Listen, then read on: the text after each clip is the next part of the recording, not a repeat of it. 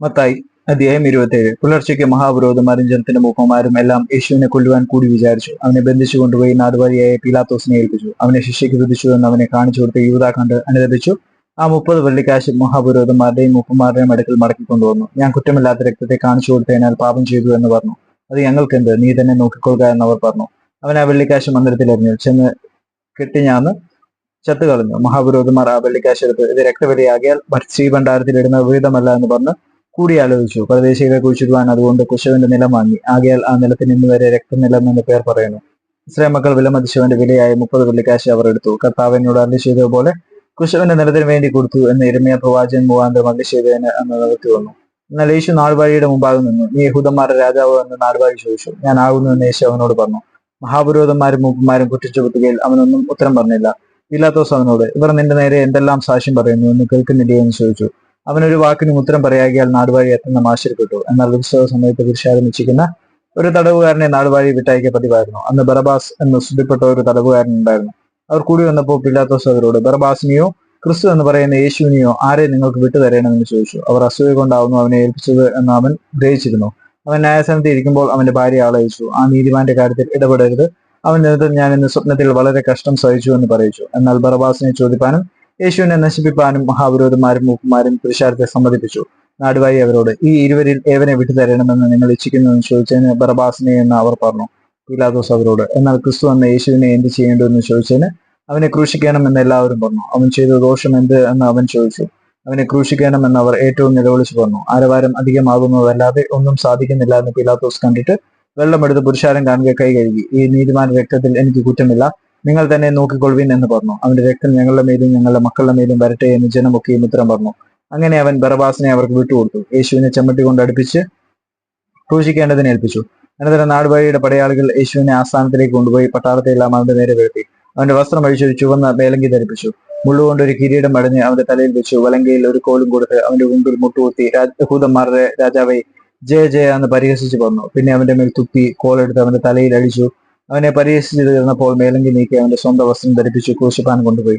അവർ പോകുമ്പോൾ ശീമോൻ എന്നു പേരുള്ള കുറേനക്കാരനെ കണ്ടു. അവന്റെ ക്രൂശ് ചുമപ്പാൻ നിർബന്ധിച്ചു. തലയോടിരം എന്നർത്ഥമുള്ള ഗോൽഖാത എന്ന സ്ഥലത്ത് എത്തിയപ്പോൾ അവന് കയ്പ് കലക്കി വീഞ്ഞു കുടിപ്പാൻ കൊടുത്തു. അത് രുചി നോക്കിയാറെ അവന് കുടിപ്പാൻ മനസ്സായില്ല. അവനെ ക്രൂശിൽ തറച്ച ശേഷം അവർ ചീട്ടിട്ട് അവന്റെ വസ്ത്രം പകുത്തെടുത്തു. അവിടെ ഇരുന്നുകൊണ്ട് അവനെ കാത്തു. യഹൂദന്മാരുടെ രാജാവായ യേശു എന്ന് അവന്റെ കുറ്റസംഗതി എഴുതി അവന്റെ തലയ്ക്ക് മീതെ വെച്ചു. വലത്തുമിടത്തുമായ 2 കള്ളന്മാരെയും അവനോട് കൂടെ ക്രൂശിച്ചു.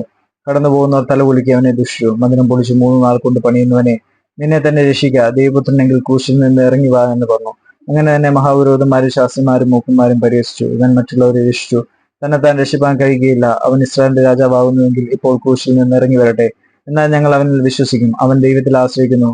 അവന് ഇവനിൽ പ്രസാദമുണ്ടെങ്കിൽ ഇപ്പോൾ വിടുവിക്കട്ടെ. ഞാൻ ദൈവപുത്രൻ എന്ന് അവൻ പറഞ്ഞുവല്ലോ എന്ന് പറഞ്ഞു. അങ്ങനെ തന്നെ അവനോടുകൂടെ ക്രൂശിച്ചിരുന്ന കള്ളന്മാരും അവനെ നിന്ദിച്ചു. 6 മണി നേരം മുതൽ 9 മണി നേരം വരെ ദേശത്തെല്ലാം ഇരുട്ടുണ്ടായി. ഏകദേശം 9 മണി നേരത്തെ യേശു ഏലി ഏലി ലമ്മാ ശബക്താനി എന്ന് ഉറക്കെ നിലവിളിച്ചു. എന്റെ ദൈവമേ നീ എന്നെ കൈവിട്ടത് എന്ത് എന്നർത്ഥം. അവിടെ നിന്നിരുന്നവരെ ചിലർ അത് കേട്ടിട്ട് അവൻ ഏലിയാവെ വിളിക്കുന്നു എന്ന് പറഞ്ഞു. ഉടനെ അവരിൽ ഒരുത്തൻ ഓടി ഒരു സ്പോങ് എടുത്ത് കുടിച്ച് വീഞ്ഞു നിറച്ച് ഓടത്തണ്ടിന്മേലാക്കി അവന് കുടിപ്പാൻ കൊടുത്തു. ശേഷമുള്ളവർ, നിൽക്ക, ഏലിയാവ് അവനെ രക്ഷിപ്പാൻ വരുമോ എന്ന് നോക്കാമെന്ന് പറഞ്ഞു. യേശു പിന്നെയും ഉറക്കെ നിലവിളിച്ച് പ്രാണനെ വിട്ടു. അപ്പോൾ മന്ദിരത്തിലെ തിരശ്ശീല മേൽത്തൊട്ട് അടിയോളം 2 ചീന്തിപ്പോയി. ഭൂമി ഒഴുകി, പാറകൾ പുലർന്നു, കല്ലറുകൾ തുറന്നു. നിദ്ര പ്രാപിച്ച വിശുദ്ധന്മാരുടെ ശരീരങ്ങൾ പലതും ഉയർത്തെഴുന്നേറ്റു. അവന്റെ പുനരുത്ഥാനത്തിന്റെ ശേഷം കല്ലറുകളെ വിട്ട് വിശുദ്ധ നഗരത്തിൽ ചെന്ന് പലർക്കും പ്രത്യക്ഷമായി. ശതാധിപനും അവനോടുകൂടെ യേശുവിനെ കാത്തു നിന്നവരും ഭൂകമ്പം മുതലായി സംഭവിച്ചു കണ്ടിട്ട് അവൻ ദൈവപുത്രനായിരുന്നു സത്യം എന്ന് പറഞ്ഞ് ഏറ്റവും ഭയപ്പെട്ടു. ഗലീലയിൽ നിന്ന് യേശുവിനെ ശുശ്രൂഷിച്ചുകൊണ്ട് അനുഗമിച്ചു വന്ന പല സ്ത്രീകളും ദൂരത്തും നോക്കിക്കൊണ്ടിരുന്നു. അവരിൽ മഗ്ദലക്കാരത്തി മറിയയും യാക്കോബിന്റെയും യോസയുടെയും അമ്മയായ മറിയയും സബദൂതന്മാരുടെ അമ്മയും ഉണ്ടായിരുന്നു. സന്ധ്യയായപ്പോൾ അരിമത്തിക്കാരനായ യോസഫ് എന്ന ധനവാൻ താനും യേശുവിന്റെ ശിഷ്യനായിരിക്കയാൽ വന്നു. പിലാത്തോസിന്റെ അടുക്കൽ ചെന്ന് യേശുവിന്റെ ശരീരം ചോദിച്ചു. പിലാത്തോസ് അത് ഏൽപ്പിച്ചു കൊടുക്കാൻ കൽപ്പിച്ചു. യോസഫ് ശരീരം എടുത്ത് നിർമ്മല ശീലയിൽ പൊതിഞ്ഞു. താൻ പാറയിൽ വെട്ടിച്ചിരുന്ന തന്റെ പുതിയ കല്ലറയിൽ വെച്ചു. കല്ലറയുടെ വാതിക്കൽ ഒരു വലിയ കല്ല് ഉരുട്ടി വെച്ചിട്ട് പോയി. കല്ലറയ്ക്ക് എതിരെ മഗ്ദലക്കാരത്തി മറിയയും മറ്റേ മറിയയും ഇരുന്നിരുന്നു. ഒരുക്കനാളിന്റെ പിറ്റേ ദിവസം മഹാപുരോഹിതന്മാരും പരീശന്മാരും പിലാത്തോസിന്റെ അടുക്കൽ ചെന്നുകൂടി, യജമാനെ, ആ ചതിയൻ ജീവനോടിരിക്കുമ്പോൾ 3 നാൾ കഴിഞ്ഞിട്ട് ഞാൻ ഉയർത്തെഴുന്നേൽക്കുമെന്ന് പറഞ്ഞ പ്രകാരം ഞങ്ങൾക്ക് ഓർമ്മ വന്നു. അതുകൊണ്ട് അവന്റെ ശിഷ്യന്മാർ ചെന്ന് അവനെ മോഷ്ടിച്ചിട്ട് അവൻ മരിച്ചവരുടെ ഇടയിൽ നിന്ന് ഉയർത്തെഴുന്നേറ്റു എന്ന് ജനത്തോട് പറയുകയും ഒടുവിലത്തെ ശബ്ദവും മുമ്പിലത്തേലും വിഷമമായി തീരുകയും ചെയ്യാതിരിക്കേണ്ടതിന് 3-ാം നാൾ വരെ കല്ലറ ഉറപ്പാക്കുവാൻ കൽപ്പിക്കുക എന്ന് പറഞ്ഞു. പിലാത്തോസ് അവരോട്, കാവൽക്കൂട്ടത്തെ തരാം, പോയി നിങ്ങളാൽ ആകുന്നിടത്തോളം ഉറപ്പുവരുത്തുവിൻ എന്ന് പറഞ്ഞു. അവർ ചെന്ന് കല്ലിന് മുദ്ര വെച്ച് കാവൽക്കൂട്ടത്തെ നിർത്തി കല്ലറ ഉറപ്പാക്കി.